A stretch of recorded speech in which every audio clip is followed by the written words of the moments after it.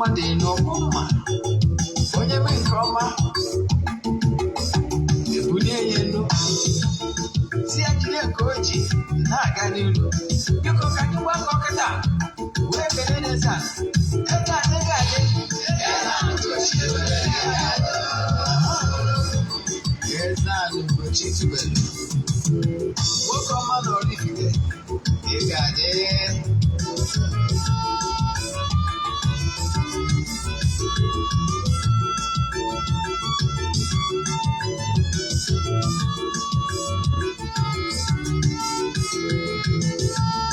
Ọdịnala bụ eziokwu,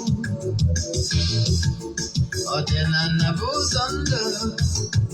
Ị ma na o nwere olu na-eti mkpu na-asị ụmụ Igbo chigharịa, ụmụ Igbo chigharịa. Kwa mbọsị ọ na-eti, n'ụtụtụ n'abalị ọ nọ na nkụzi. Eze-Ana Ugochi tubelu, onye ọma na oraifite, onye mgbasa ozi ọma ọdịnala gaba n'ihu. Eze-Ana Ugochi tubelu, onye ọma na-eje eme ọnụ. Ọdịnala bụ ụzọ ndụ gaba n'ihu.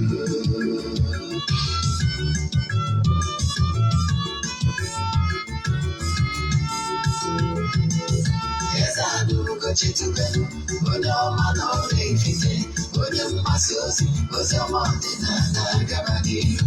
Eze-Ana Ugochi tubelu, onye ọma na-eje eme ọnụ. Ọdịnala bụ ụzọ ndụ gaba n'ihu. Eze-Ana ga-adị. Ugochi tubelu ga-adị. Ugochi tubelu tempo, ọ ya adị. Maka na eziokwu anwa chacha. Ndị ụka eriga anyị fọnda mba gị, ndị oche eri anyị fọnda mba gị. Fọdụ asịkala aka ghọrọ ụmụ Igbo si anyị rapụ nke anyị na nke feka mma. Buru Baịbụl bịa, akwụkwọ akụkọ mepekwa chọọchị fa, obodo ụka dịkwa. Mmanụ Ugochi tubelu ekweghị ekwe. Eze-Ana si n'ọma mgbe ọdịnala ọmanwụ chacha. Oge ọbụla ọ na-eti, ọ nọ na nkụzi. Chukwu abịa ma gbaa ume, ọdịnala ya dị. Ụtụtụ ọma na ụmụ ọdịnala Igbo. Aka m bụkwa onye nke gị Ogbuefi Eze-Ana Ugochi tubelu oraifite. Echiri m ọzọ Eze-Ana. Abụ m onye isi nchụaja na Ugochi tubelu ọdịnala tempụl. Anyị na-agba afa miri emi, lụkwazị ọrụ mmụọ dị iche iche. Abụkwazị m onye isi nchụaja na ọdịnala Restoration Prayer Ministry. Bụrụkwazị onye mgbasa ozi ọdịnala Igbo. You can call me an ordinary evangelist. I will answer. My mission is to help people live better life. N'ụbọchị tata bụ n'oge awa nke eziokwu, oge anyị ji awa eziokwu niile agba. Isiokwu anyị ji wee bịa n'ụbọchị taa. Yes. Isiokwu anyị ji bịa n'ụbọchị tata bụ signs to show you are growing spiritually. Ya bụ isiokwu anyị. Mana bifo anyị gama n'iru, gee ntị maka ọkwa dị mkpa. Ọ bụrụ na ị chọrọ isonyere anyị na aja anyị na-achụ kwa ọnwa nke ọnwa Mee, ebe ukwu ego maka ya. Ndị na-esonye bụ na mbụ amadugo ka esi eme, mana maka gị bụ onye ọfụ, aja mbụ elu aja ịpụta ihe, aja esigo onye ebuli ọtụtụ ndị mmadụ elu. Aja mmadụ kwesịrị ị na-achụ kwa ọnwa ka o nwee ike nọgide n'ime amara. O nwere ihe dị ka aja a na-achụ in group, na-ekpekọ ekpere ọnụ. Onye awụ dị kpatara eji wee fọmụọ fraternities and the groups, even across religious body all over the globe. Yes, ịchọ ihe mma uru aja na afọ agụrụ in group bara, je check my message nkụzi gị gbasara ya na YouTube channel. Then nke ọzọ nji wee bịa tata bụ ịkọwala gị, ọ bụrụ na ị chọrọ iso onye ihe ị ga-eme, forward ya 3 prayer requests, make a donation to token to the account number. Ịchaatị m na WhatsApp ka njezie other details I need from you. My WhatsApp number bụ 0805-7837672. I repeat, 0805-7837672.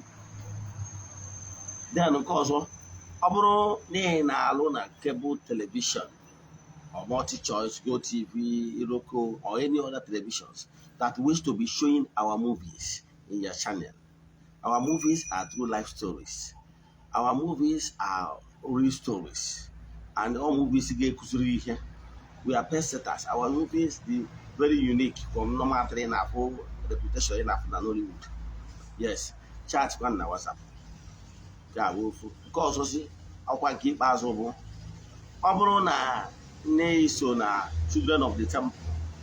Children of the temple bụ ndị kụrụ mbamba to arụsị dị na temple, one of the deities in the temple akpọrọ Iyeji na Nchawu.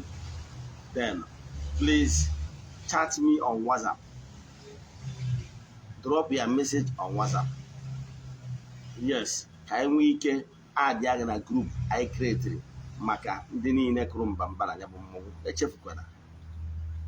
Echefukwana na anya bụ mmụọ ga-eri festival na September 16. All nnukwu event ka ọ na-abụ na temple. So annual event ndị niile kụrụ na ya mbamba na ya bụ mmụọ ji abịa eme feast. Ma ndị nọ n'oru ma ndị nọ n'Igbo distance abụrụ ebara ya ịghọtara. So chat m na WhatsApp ka enwe ike adị ka iwe nke na-enweta update about gbasara the preparation. Thank you. Now, ka anyị banyeze na nkụzi anyị ji bịa. Abịara m n'earlier today because of na etu ihe si wee dị ka nwee ike wee meet up other engagements for today. Now, kedu ihe ndị maka ya wee bịa? Ihe ị kwesịrị ịma ọ bụrụ na ịbụ agwara nke na spiritual level, enwere ndị nọ na kindergarten, enwere ndị amateurs, enwere ndị nọ na primary, enwere ndị nọ na nursery, enwere ndị nọ na primary, enwere ndị nọ na university. That is mahadum. Etu aka spiritual level dị. Onye ọ kwere ghọta na onye ka batara ọfụ n'ọdịnala Igbo n'ụtọ na ọka bụ amateur nwere ike ịda agba afa more frequent. Mana ka ị na-agbagota spiritually, ifu na ị need ya. Yes, you need us ịgba afa frequently. Ị nweziri ike ịnọ ehoyi gba afa Hollywood. Yes, you know why? Ihe kpatara ya bụ na dị na-egoro ozi. O nwere characteristics eji ama ndị wa onyu n'ọdịnala. Ha nwere ike ịda agbakasị afọ ọgba na nke dibịa nke ọgba na nke dibịa nke ihe niile abụ ihe eji ama onye ka na kindergarten level. Ọ bụrụ na ị machọọ, ọ bụrụ na ibido follow my footstep, bido na-aga ọfọ, bido ya spiritual exercise, 21 days spiritual exercise, na-esonye na aja na-achụ group, if gradually ọ bụrụ na ị na-create time for your spiritual meditation, you call it meditation, you call it reflection, you call it silent moment, you call it quiet time. Ihe ọ bụla ịkpọrọ ya, ma n'oge gị na mmụọ na ezumezu gị na ha ji akpa nkata. Ifu na nwere oge oge elu onwe ha na-akpọ intuition, that tiny voice na-agwa gị okwu. Yes, ifu na ị ga-develop, activate that your spiritual strength nke bụ gị nwa. Now that's your spiritual strength onye ọbụla nwere ya, mana o nwere ndị suppress their own because of iniquities and the way they live their life. I don't care attitude. In other words, suppress that spirit. All than that, onye tiri egwu kpọrọ ndị nwụrụ anwụ na-aga ije. Ihe ọ pụtara bụ that still alive, but spiritually they are dead. You understand? So, mana ọ bụrụ na ị ka dị ndụ na mmụọ, where activate your spiritual forces, believe in me, you will begin to receive messages. Ọ bụrụ na iwe onye clairvoyant, agwa na-enwe ndị na-afụ afụ, nwee ndị na-anụ anụ, nwee ndị their intuition dị very powerful, nwee ndị a na-egosi through trance, nwee ndị a na-egosi through dreams. It activate your spiritual strength and remove all the negative aura around you. If your message will be coming clear and clearer. Then maka ihi na ewepụtago all the obstacles nọ n'ụzọ gị na-eme egosigodo gị ihe a na-egosi gị ya n'inyo gị inyo.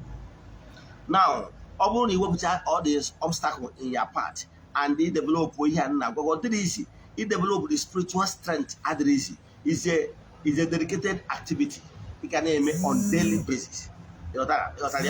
As we speak now, when they are born na meeting lobby, but I will not step my house from Edwood or go off. Yeah, I can be do earlier before we get step out from my house. So then I check while again now. When I activated that your inner power, I can tell you, you will be able to develop your spiritual strength. If not that voice and I say no the tiny, you become louder. ịghọtara ya because no onye afọ gwa okweta afọ ọzọ agwụ ya ọ bụrụ na mmụọ notisie na ya gwaghị okwu n'ihi na-eme obe and mee ya mmụọ ha ga na-agwa gị okwu mmụọ na-adị mọ kriara na-edoghị anya ọfụma na-ekwusi mụ ike ịghọtara ya ife ibido a ga-eme gị maka na bifo ihe ọ bụla eme gị mmụọ eburu ụzọ nwa ọdụ gị ịghọtara ya so ihe na-achị mgbe ahụ n'idozi mụ afa ọgụ nwa na-agbazido onwe gị afa gịnị bụ afa ahụ the ability to know exactly what is happening in the spiritual realm. Now ọ bụrụ na gị nwa na I develop go your connection with the other medium in the spiritual world, you will be receiving information directly. So as you grow spiritually, ka mgbe anwa ka ibidoziri gbawara onwe gị afa ihe iri dịrị inwe iwe ka ịpụtara ụbọchị nọgide etu a mmụọ agwa gị DJ feed echi ị na-edere kọntaktị dibịa yes ị nwere ike ịnọgide etu a ndị otu gị na mmụọ niile gị na ha so asị gị n'orugo oge ya akwara ihe ọnụ na-eri nye ndị mmiri ọnwa oge ọ ya nọgide etu a agwụ ga-abịa sị gị gị jee chụpụrụ ndị agwụ gị jee chụpụrụ ha mmụọ gara agwasị gị ya because enwego serious connection between you and your spiritual forces. They will be giving you images ka mgbe ije na-afọ nwere ihe iji afọ eme afọ ị ga na-akpasi once in a while o nwere ike ịwụcha once in 2 years. I can tell you o nwere ike ịwụcha once in 2 years because na mmụọ gị na ha so gara agbara onwe gị agbara gị afa ị ma na ịwa ọjị ịwọrọ n'ụtụtụ iji wee gaa ọjị wụọ ya na anagba afa ọ bụla onwe ya nwere ụfọdụ ebe ị achị iji jere aka gbara onwe gị afa mgbe ụfọdụ o nwere ike sefụ onwe ebe ị chọrọ ije ịpụta ka echiri ka moto gị obi ada gị wụsa ka mmụọ asị gị hapụ iste awe a na-akpọ gị si mba na enweghị dapụta na ịma abịagwu mana ahụ mmụọ gwara gị ịghọtara ya so begin to develop your spiritual strength and you develop your spiritual strength ịfụ na ọ bụrụ na ị nọ na Nigeria ịfụ na ị nwere ike iji aka umewuru onwe so many things unless you're abroad ma ọ na ịnọzi high profile person bi na town nwere ike imewuri onwe gị and ụdị ndị dị etu a can actually afford services of the third party like us dibia mana ọ bụrụ na ị na-complain n'ịdị broke nwanne gị abịa nna gị jiri aka medo sense ekuzigo m so many things ọ bụrụ na ị mara ka esi efidi chi ma ọ fidie ndị ichie na onwe gị jee na my YouTube channel jee watch ya the anger of the gods efidiri m chi ebe ahụ from beginning to the end with a live chicken. Yes, here the way me able to mutia. The same format I will use we feed the chicken here, use we feed the chair. Here this each will no can reach here, born the chair. You got there? So what am I saying? Begin today to activate that your inner power because that inner power is the spiritual force. Call a name was all government that better alpha. And when they was alpha kahana, Babu those alpha are they confused. Yes, yeah, but they are a spiritual part can be crowded with negative energy and negative vibes. By so doing, you begin to confuse, and by so doing, you from here. They say they confused. All the Konya draw.